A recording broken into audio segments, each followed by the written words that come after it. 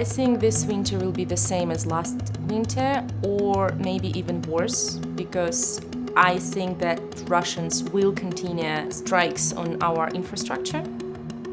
Due to the damage that we had last year, there is no way we will have enough electricity this year. We will have bigger gaps without electricity, smaller windows with electricity to charge everything. We might have troubles with water, we might have troubles with heating. Some models estimate that by January, if very little is repaired or restored, that the average Ukrainian citizen will only have access to electricity for about between 3 and 4 hours a day. That's why I decided to buy everything that I will need to feel comfortable. So I bought the Sikaflow from my friend. She used it last winter and she was super happy with it.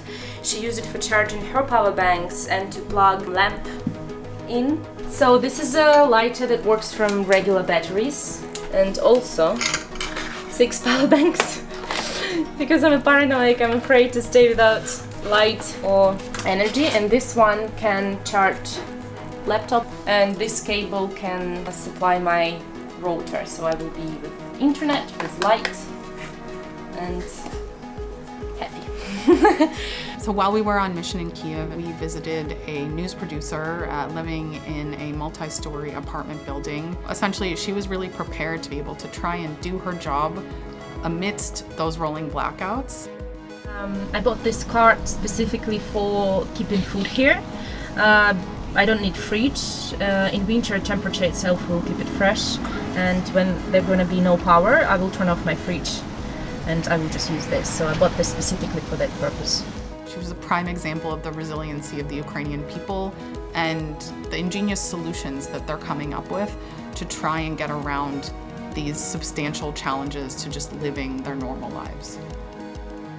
What I've learned from this is that we rely too much on the goods we have, and we can find ourselves so helpless when there's no electricity, no internet, no power.